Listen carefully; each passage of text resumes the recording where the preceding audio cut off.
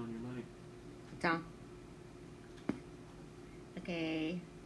I was playing some can you hear me? Yeah. Okay. I was playing some music from the Handmaid's Tale.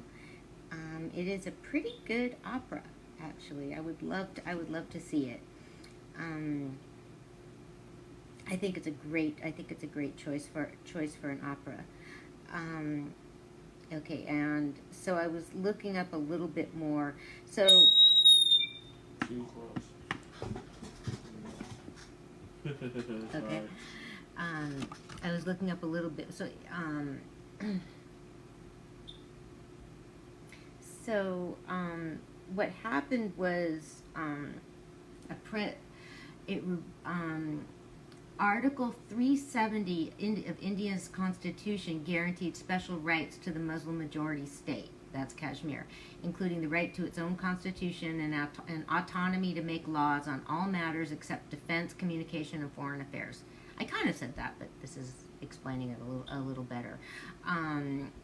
So both India and Pakistan claim Kashmir in full, but rule it in part. They have fought 2 of their 3 wars over the disputed territory, India and Pakistan, and a rebellion in Indian-administered Kashmir has been ongoing for 3 decades. So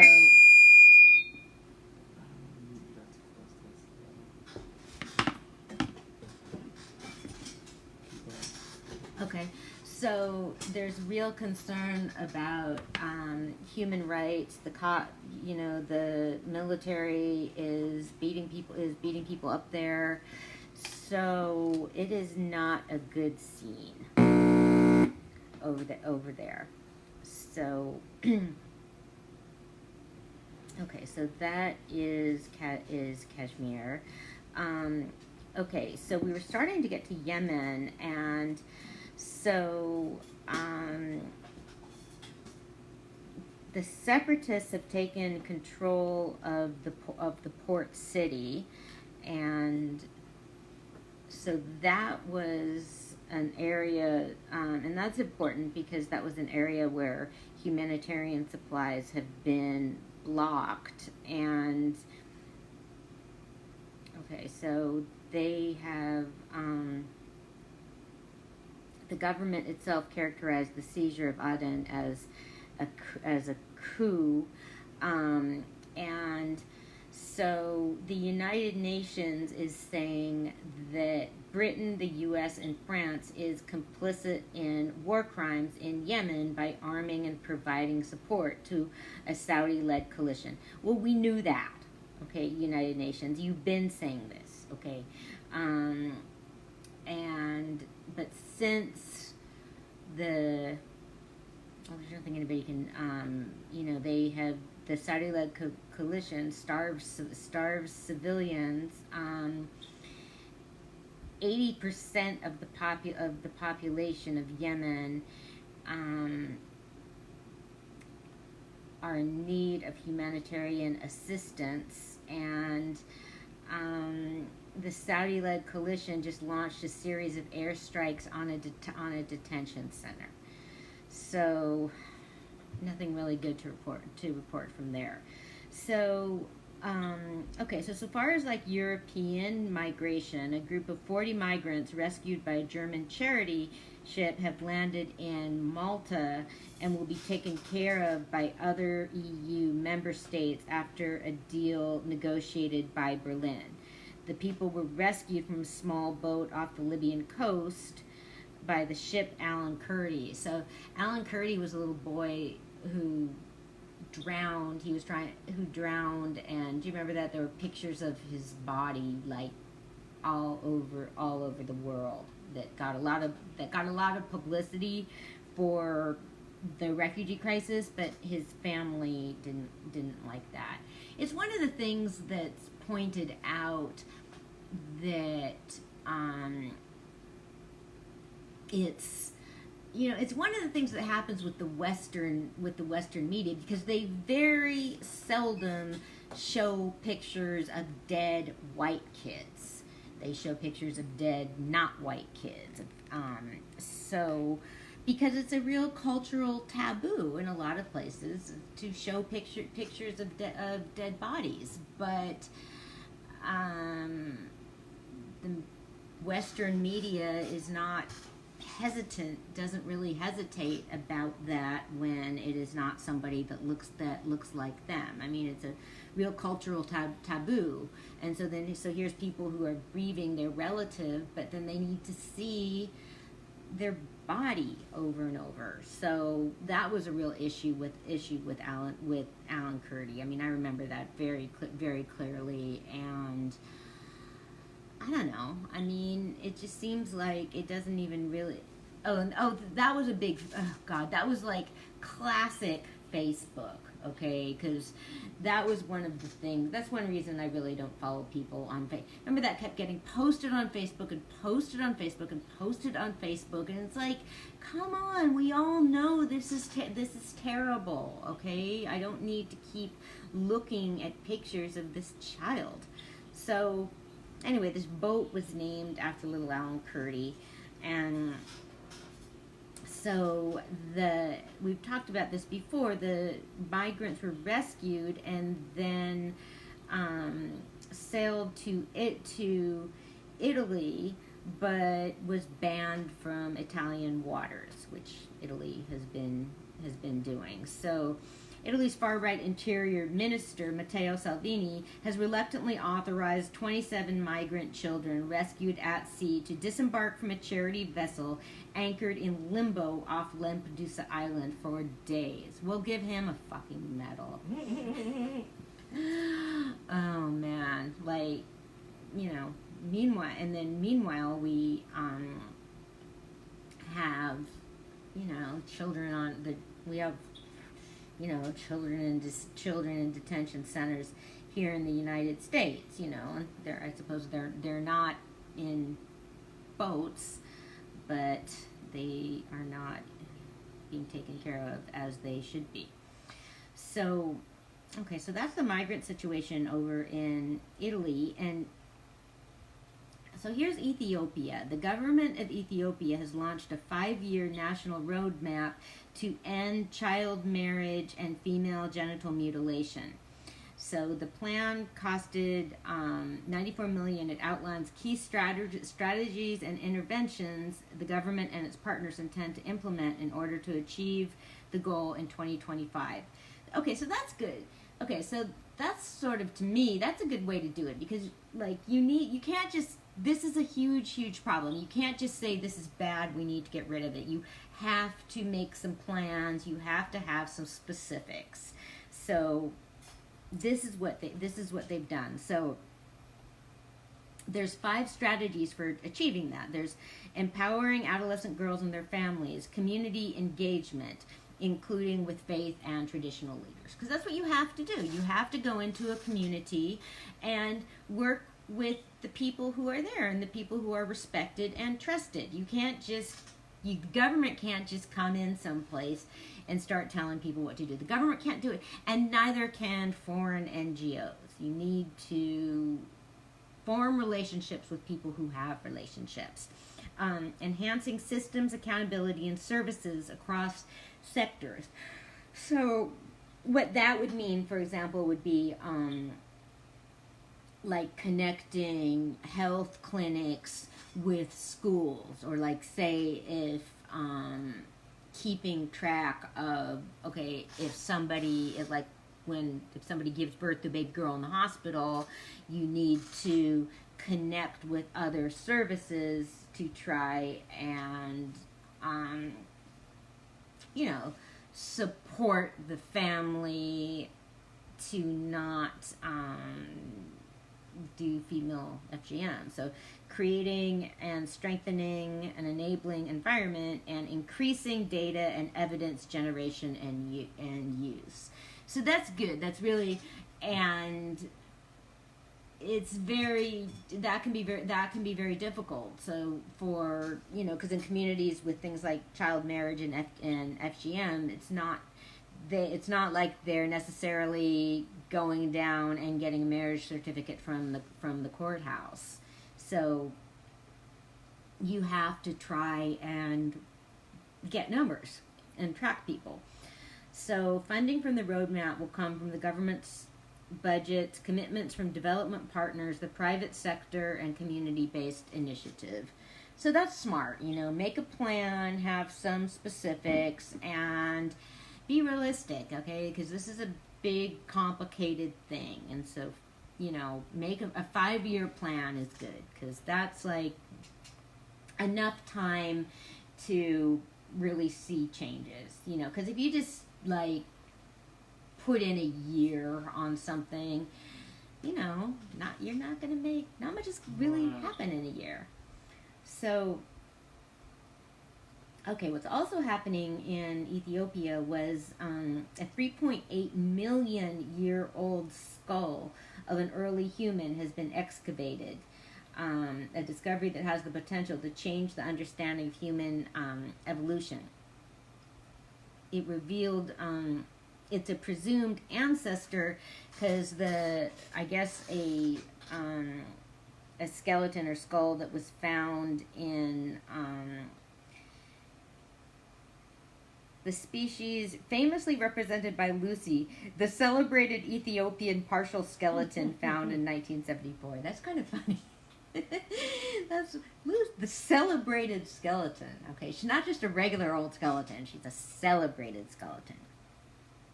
Okay, so over in Sudan, Omar al-Bashir, the former president, has been taken to court. And so a detective has told a court in Sudan that al-Bashir admitted to receiving $25 million from Mohammed bin Salman, MBS, the Crown Prince of Saudi Arabia, otherwise known as Jared Kushner's bosom buddy.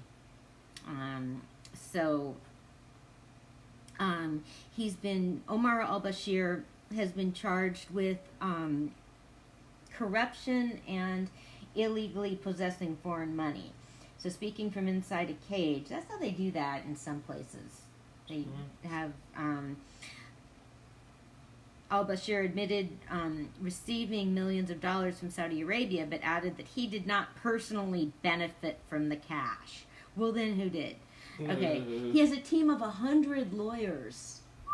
That's crazy. I never heard of anybody having more than like 6 lawyers. You have money coming from everywhere. You know how that goes. I know, but doesn't that just make things confusing? That's really bizarre. Well, if you have the money, you said he had 100 lawyers? 100 lawyers. Think you get all the best lawyers under your payroll? Yeah, but, I mean, how are you going to have time? And, I mean, are they all going to be taking turns or something? And, well...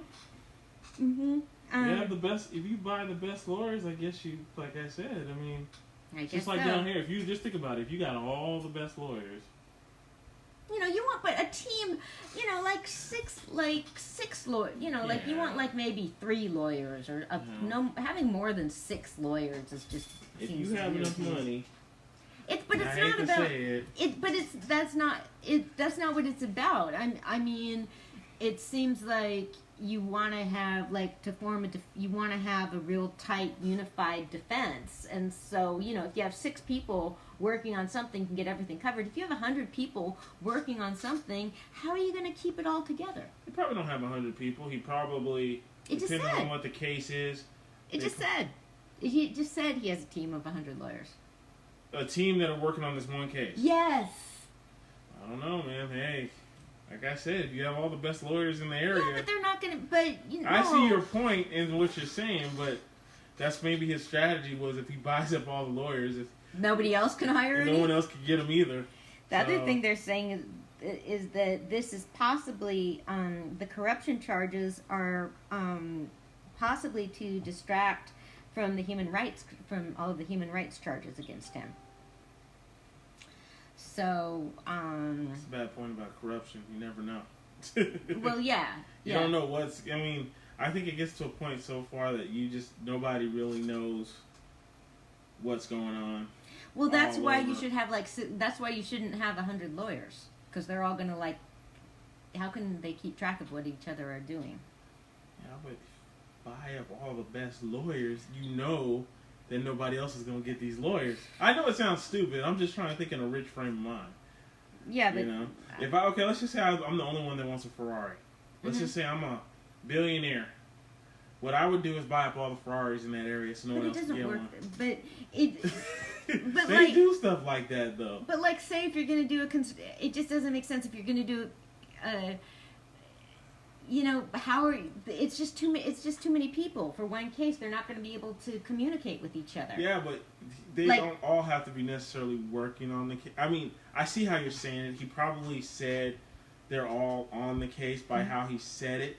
But what happens is when you put your money on them, they're your lawyers now. So it keeps other people from being able to get them, even if they're not necessarily working on the case, so to speak. You can't get those lawyers now because he said they're all working on the case. So you're going to have to settle for whatever's left. That's how I see it. Okay. Well, we'll see, man. You ever seen the movie Digstown? With, what's that dude's name? He was a black dude, bald-headed. What's it called? Digstown. What's it about? It was about this guy. He was a boxer. And he was in prison. He got out of prison, and there was this dude who was like a con man or something. Can you open the window a little bit? Yeah, I can do that. He was like a con man, and somehow he was. The con man was trying to trick this old boxer can beat like 50 of the best fighters in this town in one day.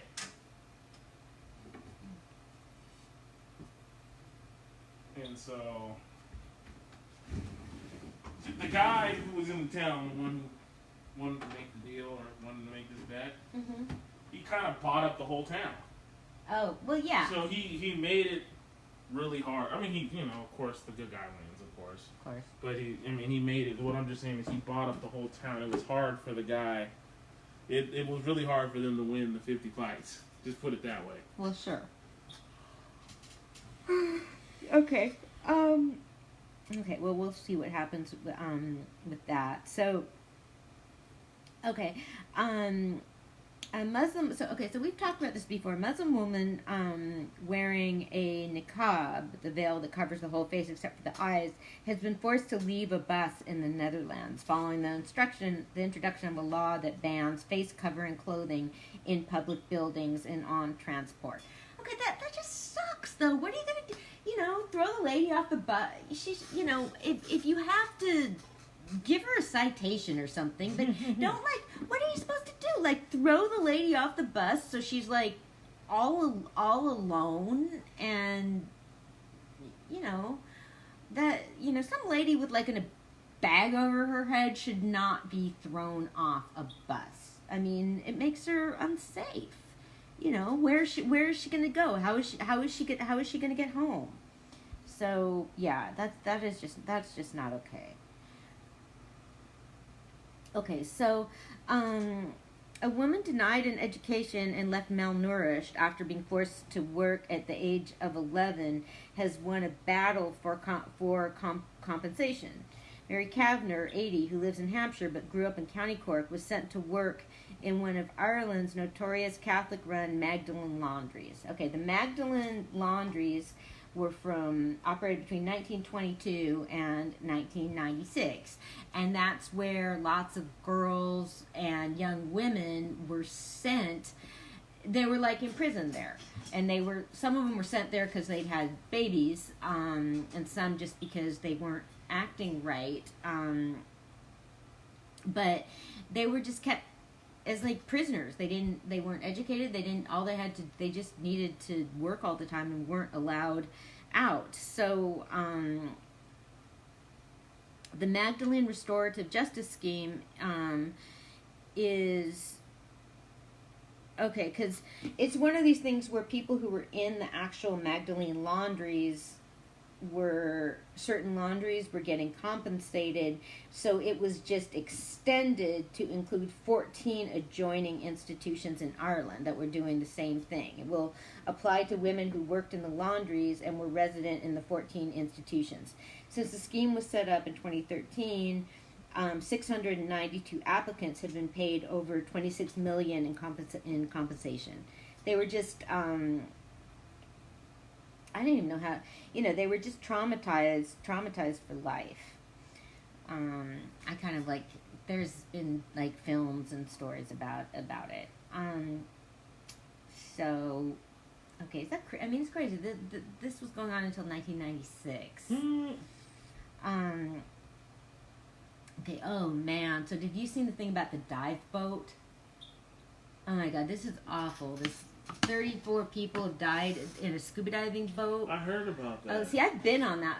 I've been on a boat run by that company. So I don't think I was on that exact boat, but I was on a boat just like it. Mm-hmm. And I could see exactly how it would happen. Because the thing about these dive boats, I mean, they're just real bare bones. That you are not there to be luxuriating or anything. There's just, I mean, it's comfortable and stuff, but, there's just these, I mean, I really liked it. It's cozy. There's these little bunks down there, and, you basically, you're there to dive. You dive, you eat, you sleep. That's it. So, you are fucking stuck. Like, if I were down there and, there's just a, one doorway, you like climb up a ladder to get out. And so what happened was, the crew was up on deck and the fire started, and on a dive boat, there's all these, stuff is just going to start exploding because there's all these oxygen tanks on there and oxygen compressors. So the crew all jumped off the boat and got in a dinghy and took off. So that's kind of, I guess crew's sort of supposed to stay on the boat, but there wasn't really anything they could, do about it, I guess. But so basically all the passengers died. I mean, there were only 5, I think there's 34 passengers, and there was one crew member that was down there asleep, I guess. So they all died. Just the 5 people that survived were all crew members, and because they were up earlier, they were up above, getting stuff ready. But that would just, oh my god, that would be so scary. That would be the sort of thing where, man, if I were down there and saw what was happening, I would just be like, I would just start inhaling. Start inhaling. It would be the sort of thing you'd just be like, okay, just need to die quick because you're not getting out. So yeah, that's really sad. I mean, with something like this, because like these are like family trips. I was reading about, there was a family on there. It was these 3 girls and their dad and stepmother that were there celebrating their dad's birthday, and I just can't, like, God, just imagine losing like a couple people in your family. Right. Yeah, so that's just really, really sad. And, I mean, it's, the boat company's been in existence for a long time. I mean, it has a good reputation, so they need to figure out what happened. But, I'm sure that, I guess, like, of course there's been like some criticism for the captain that died, but, they sort of like, are you gonna like, they got out and went on a dinghy and went to another boat to get an alert. But it was, they'll have to, like, okay, well, I mean, because on those boats, they give you a safety drill and stuff. Like, well, did they have fire extinguishers or anything? Did they try to put it out? I mean, it's just so weird to me. Like, wow, how could it start so quickly? But I guess that's what it does. But, I mean, it's a really isolated area. I've been out there, and, it was really amazing diving. But, yeah, so that was really sad. I mean, it's not... Now, there's the hurricane in the Bahamas, which is getting a lot of attention. But, So, okay, so I'm just thinking of all those folks. Very, very sad. I mean, it's going to be a big deal. I mean, the divers are like a close community, and a lot of people know that boat. So, okay, so Jay Inslee, the governor of Washington State, is out of running for president. My brother was backing him since we're from Washington State, so now he needs to decide who he's going to support. But I know who he's not going to support. Yeah. Hopefully Elizabeth Warren. She's doing good. So do you still feel like you did the last time that Trump might win it again? Yeah. Oh my gosh. Yeah. I mean, I read an article saying that, some of his advisors are nervous because of all the fucking up he's done over the summer. But I don't know. I mean, if the economy crashes, then no.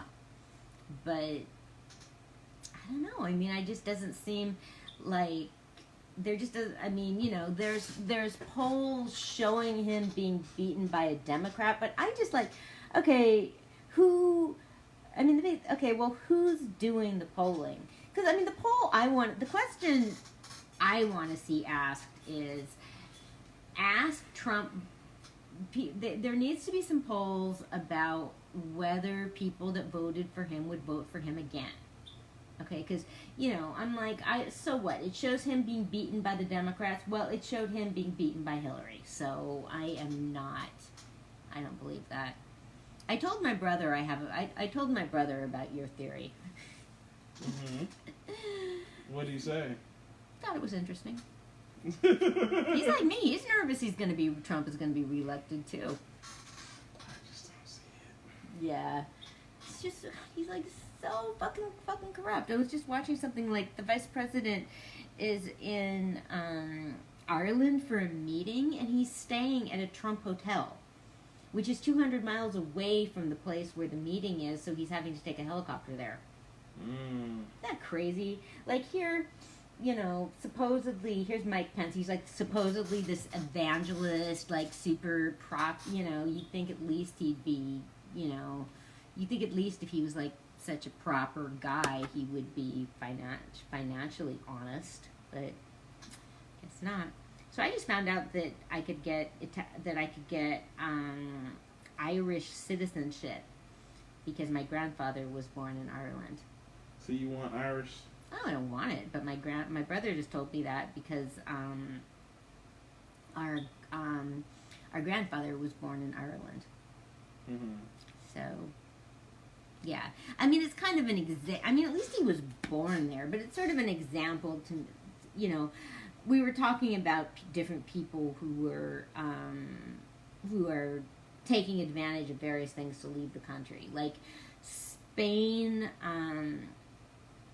Okay, now this is a great example. Okay, 500 years ago, Spain expelled Jews, expelled the Spanish Jews. And so then a couple years ago, they made a decree that they're like, hey, you guys can come back. So a lot of people wanted to get Spanish citizenship, kind of. But, they didn't make it too easy. You had to learn to speak Spanish and stuff like that. But I knew a lot of I knew people that were all excited about wanting to get, Spanish citizenship. Because I think if you do that, then you can be part of the EU. Supposedly. I'm not sure if it works that way. But, no, I do not have any interest in getting Irish citizenship, personally. I mean, I just feel like, I wouldn't leave when America is having a hard time because I would want to stay and help because I don't really have anything to lose. So, if I had kids, I might want to get them out, but I don't. So, not having much to lose can be a great advantage. Okay, so we found out about that, and okay, so I have my event. I have my event coming up, and okay, we have the dive boat. Okay, how was the last duck soup? It was okay. I wasn't happy with it, but it was okay. Okay. Yeah. It was okay. Yeah. Yeah. I kind of feel we should find a way. You know, I think next time we'll try out the venue with something and just test it before we do it. Oh yeah. We tend to do a lot of just doing it. Yeah. And I think I'm gonna change that and try to make it to where we can test it before we just straight go out there and do it. Well, I couldn't figure out at first what was going on, and then it's like I saw you guys went on like at 9 or 10 or something. Yeah, I got off a little late, later than normal, but I still did it. But I don't know, the setup was weird because I thought they had all the speakers and stuff, but they didn't have it set up. But then they brought them all. It was weird. It was like I said, it was something that we should have tried, just practice. Yeah. To see how we wanted to do it. Yeah. But so, I don't know. I don't know. Personally, to me, I work, dude. So it's kind of hard. I don't know what them dudes do or how that all works with them. But dude, they all got they don't have to work. I have to work the next day, and I'm working that day. So I'm like super tired when all this goes on. So I like to have stuff like I do here, like just ready once you come here. But yeah, I didn't really see. Yeah. That's kind of how it is. If I go somewhere, it's like it's just. I gotta, it's everything. Well, yeah, you gotta like put everything in your car, and then then you gotta get home and take everything out. Yeah, their main thing with them is I didn't know how their setup was, so we had to learn. So I got to see how it was. But I think next time I'm gonna practice it first and just go there and just play around. Yeah. And see how it goes. Other than that, it was all right. Yeah. Yeah. Cool. Well, I like it over here because I can walk over here. That's too far. that's too far. That's too far to walk. Yeah, you would probably want to drive over there. Yeah. Well, first I couldn't figure out exactly where it was because Aja said that it was across the street from the copy. And it's right across the street from that digital copy. Well, I drove by and saw where it was, but across the street could mean like a couple different. It could mean like either way, like. Just right across the street from it. No, it's not. It's on the same side of the street.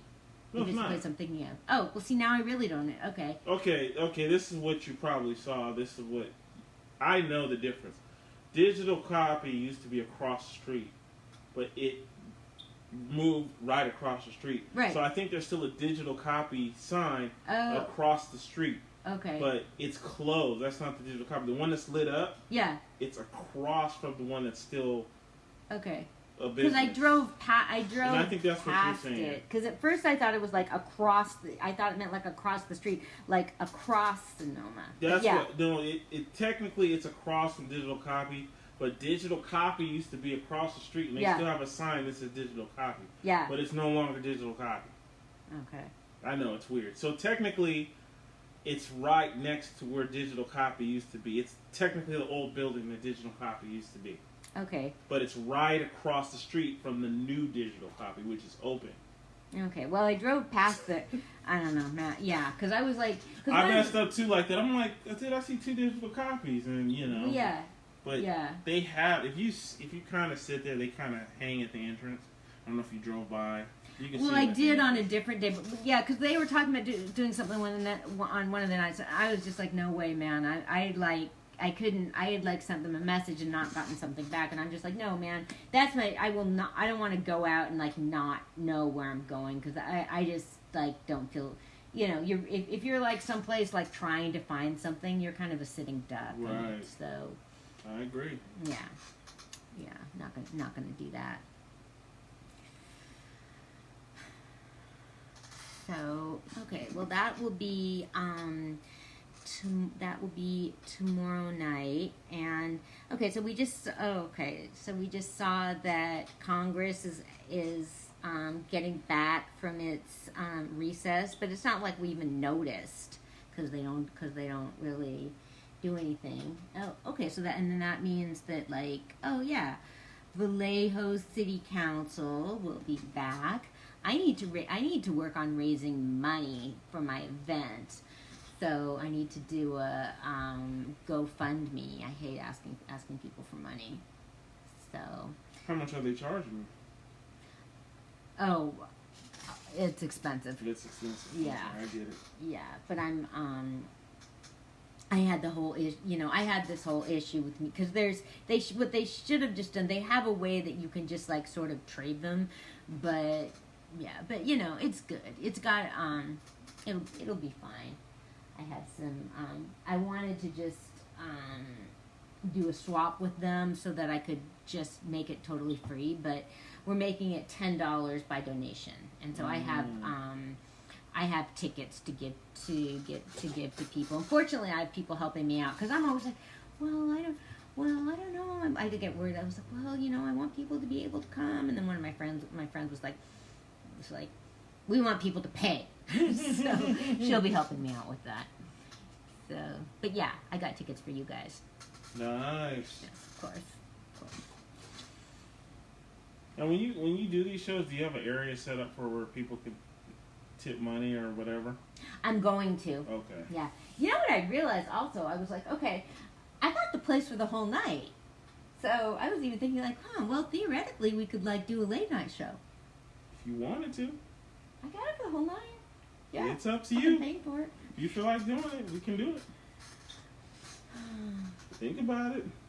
That would be pretty cool. We might as well use it if you got it. Well, that's what I was thinking. Yeah. Yeah. It's up to you. And what's October 2nd is what? October 2nd. It's a Wednesday. No, I'll do it. We can make that work, though. I'd do it for that. Yeah.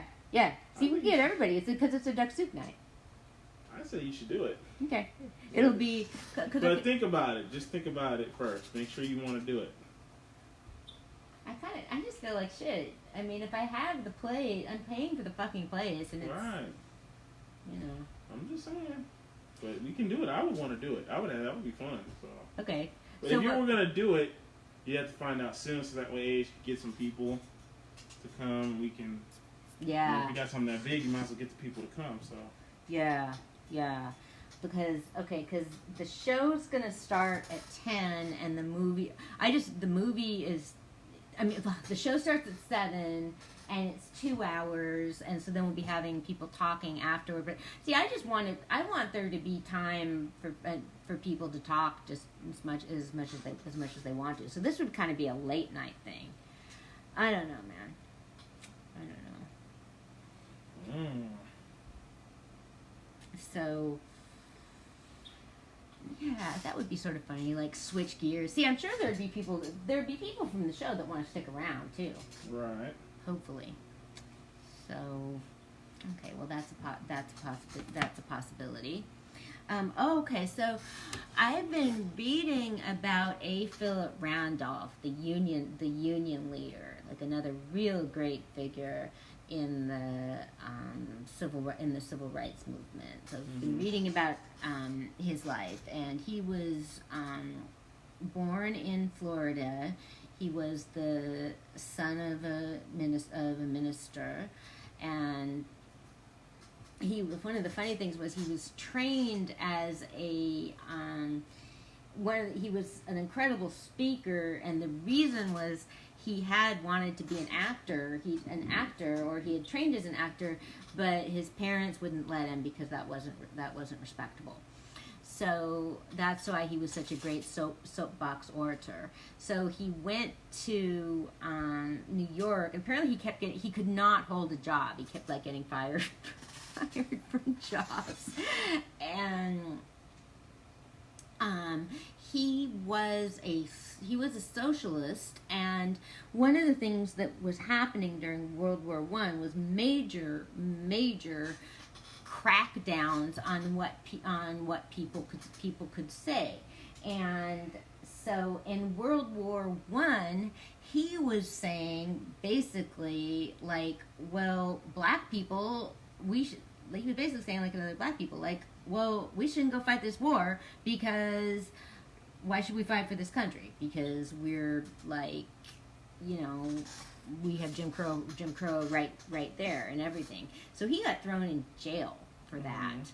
And one of the things, he had a long life and did a lot of, because then in World War II, he did believe that people should go to jail. He actually, one of the big things he did was work to desegregate the armed forces and to desegregate defense contracts, and he did that because of the threat to humanity posed by Hitler. But he was a real socialist and not a communist, a socialist, like his whole life. And people wanted him to run for Congress in the 1940s, but he'd never even. I mean, he had always voted on and he considered it. But, you know, I mean, he'd always like voted on the socialist platform, so he didn't really. I don't know. I mean, his talents were different, but I don't know. I mean, it was complicated. I mean, you know, because what he was there. God, see, I was taking notes on this. My brother is so good at like explaining all this stuff because a law was passed that made it possible for railroad workers to strike, and so I hope I don't have this wrong. And so then he was able. See, I forgot that it wasn't his union. Was the Brotherhood of Sleeping Car Porters? You know, because they were all black, and it was they. Initially, one of the struggles he had was to have them recognized as railroad workers so that they could strike, basically, because they were kind of their own category, and so people would, you know, take advantage of that to not let them be in unions, like be part of it, like, oh, you're not really like railroad unions because you're the sleeping car porters. And like they had they weren't, even when they were off work, they had this thing, like even when they were supposedly off work, they still couldn't go home. They had to sleep like at the stations in case they were needed. And what they were all called George. That was just one of the just demeaning things, was that they were always called George. And so as part of their initial one of the first things they accomplished was was it name tags, or was it anyway, like I don't know how they did, because it was like passengers that would, I think it was like having like name badges or something, because passengers would just say like, hey, George, to all of them. And so they would so that was one of the main things. And so it's funny, there were people that didn't take that too seriously because it wasn't financial, but people's dignity was important.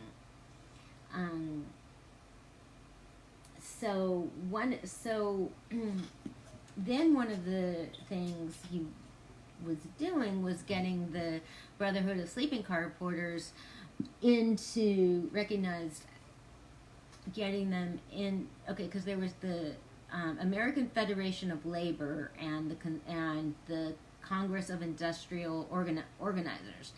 What we know now is the AFL-CIO, but they were two different branches. So he formed the Brotherhood of Sleeping Car Porters, but then the issue was getting their union into the larger federation, and they were, you know, there wasn't as many of them as there were like mine workers and all that, but that was one of the things he managed to do. So that was A. Phillip Randolph. He was kind of a hero to a whole lot of people, and the idea for the March on Washington originated with him, and we've talked about that before. So okay, I think we're kind of winding down. So do you have any announcements? We're having duck soup soon. We're having duck soup tomorrow. duck soup tomorrow. Duck soup. Yes. Yes. So you gonna come through? Yes. Yep. So duck soup tomorrow. Nothing too much more. Okay. So 2 weeks from now, I have I think I'm going to the opera, so we're gonna have to do a You want to go on the fourth different week? night. Okay. I have 2 weeks in a row that I'm going to the opera because Tuesday's like my okay. So I'm going to the opera on the 17th and on the 24th. So we need to do a okay, the 17th and the 24th. So we need to do like a Thursday on one of those days, either the 19th or the 26th. Okay, because can we do the 19th? What's that? I'm sorry. The 19th is a Thursday. The 19th is a Thursday. Let's see what we're looking at here. So you want to go the 19th? Instead of the 17th.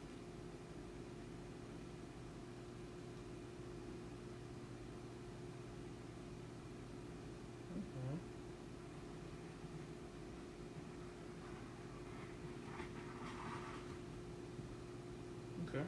Okay. Cool. So you said the 19th, and since you want to do Thursday. Okay. Yes. Okay. Okay. That'll Cool. work for me. Okay. We'll see everybody in 2 weeks. All right, y'all. Night. Boom, baba, boom.